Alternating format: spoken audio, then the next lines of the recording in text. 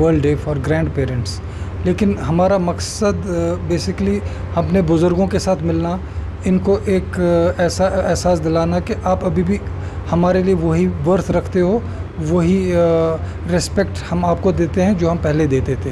تو یہ ایک بہانہ ہے ان سے ملنے کا، اور پورے ہماری جو سوسائٹی میں جو بزرگ ہیں ان کو یہاں سے میسیج دینے کا کہ you still are we worth you and you we still respect you. آپ کی جو ضرورت ہماری زندگیوں میں ہے وہ ویسی ہے جیسے پہلے تھی. کہ جیسے آپ نے کہا تو اس کو انگریزی میں ہم کہتے ہیں ایلڈر ایبیوز.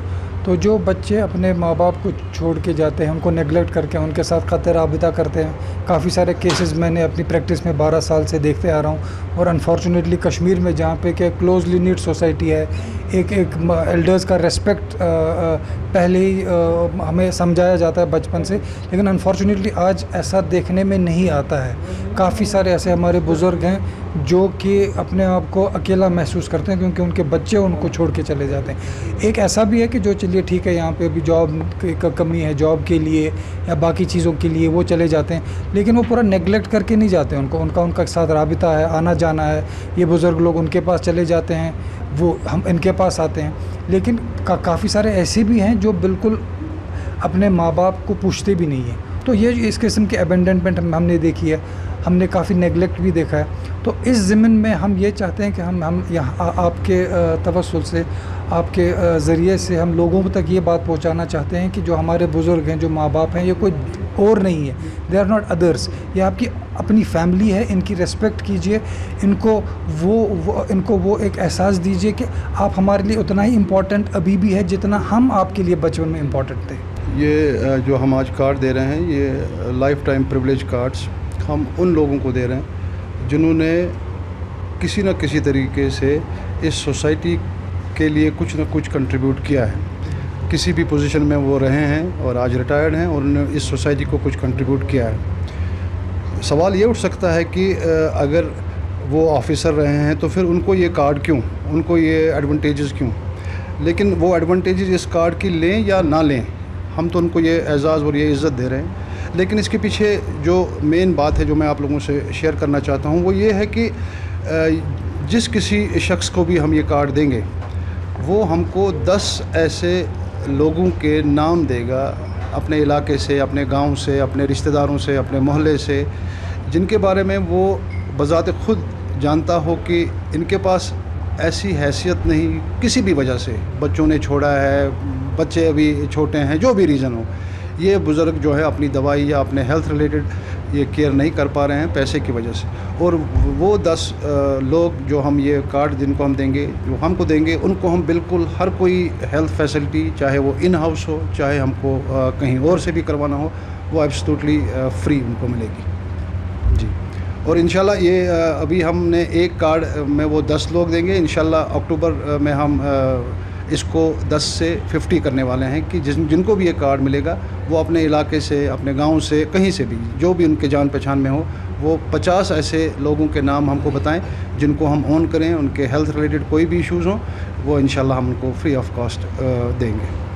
دیکھیں، سب سے پہلے میں آپ کو بتا دوں جو ابھی یہاں ڈاکٹر شکیل صاحب نے یہاں بولا، اس کی وضاحت کی، یا ڈاکٹر زبیر صاحب نے اس کی وضاحت کی، جو مجھے اس سے سمجھ آتا ہے یہ جو کارڈ ہے یہ ایک احساس ہے. احساس یہ ہے کہ وہ بزرگوں کا احساس ہے جن کے بچے نہیں ہیں ان کے پاس کسی وجہ سے، یا تو کہیں ایسے بہت سارے ہمارے یہاں بزرگ یہاں 35 سال سے، آپ کو پتہ ہی ہے جس ان 35 سالوں میں کتنے لوگ مزار میں گئے، بہت سارے یوتھ ہماری جو مزار میں چلی گئی، ہمارے مزار یہاں سج گئے، جگہ جگہ جہاں بھی جاتے ہیں وہاں ایک مزار سجا ہوا ہے جس کا ہم نے شہید مزار نام دیا ہے. وہاں بہت سارے بچے ہمارے ہیں جن کے ماں باپ آج ہیں جن کا کوئی سہارا نہیں ہے. یہ ایک احساس ہے. ایک احساس یہ ہے کہ کئی سارے ہمارے بزرگ ایسے ہیں جن کے بچے جیلوں میں ہیں، ان کی دیکھ بھال کرنے والا کوئی نہیں ہے. کئی ایسے لوگ ہیں جن کے پاس پیسہ ہے لیکن ان کے پاس ایسا کوئی سورس نہیں ہے جو ان کو ہاسپٹل تک پہنچائے، ان کو ڈاکٹر تک پہنچائے، کلینک تک پہنچائے، کیونکہ ان کے بچے روزی کے مارے اپنا چولہا جلانے کے لیے، اپنے ماں باپ کا چولہا جلانے کے لیے وہ باہر جابس کر رہے ہیں. کوئی ایک شہر میں ہے تو کوئی دوسرے شہر میں ہے. پیسہ ہے ان کے پاس لیکن ان کی دیکھ بھال کرنے والا کوئی نہیں ہے. یہ وہ احساس جاگا.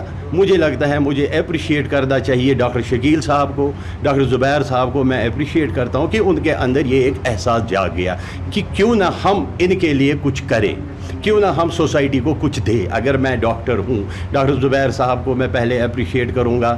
وہ ڈاکٹر زبیر صاحب جو ہے جینیٹک اسپیشلسٹ ہے, کشمیر کے واحد ویل ٹرینڈ جینیٹک اسپیشلسٹ ہے, جو JLNM میں ہیڈ آف ڈپارٹمنٹ تھے, جو کشمیر لیول کے نوڈل آفیسر بھی بنے تھے. اس کے باوجود انہوں نے اپنی جاب چھوڑ کے انہوں نے یہ پسند کیا کہ میں سوسائٹی کے لیے کچھ کروں گا, میں فی سبیل اللہ یہ کلینک چلاؤں گا, یہاں لوگوں کی مدد کروں گا. اس میں ہمیں یہ ہے کہ دیکھیں اگر کوئی زیادہ جو BPL جس کو ہم کہتے ہیں, زیادہ غریب جو ہے, جن کے پاس کوئی سہارا نہیں ہے, ان کے لیے یہاں سارا کچھ ایبسولوٹ فری ہے.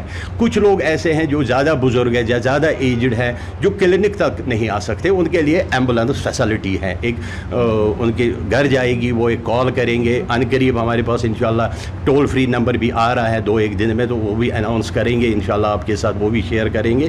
ٹول فری نمبر آئے گا, وہ ٹول فری نمبر پہ کال کریں گے, ایمبولینس ان کے گھر جائے گی. وہ ایک منی آپریشن تھیٹر ہوتا ہے, اس میں ایک ٹیکنیشین ہوتا ہے, ایک نرس ہوتی ہے, ایک ڈاکٹر ہوتا ہے, چھوٹے چھوٹے ایکوپمنٹ ہوتے ہیں جو ان کا علاج گھر میں بیٹھ کے بھی کر سکتے ہیں.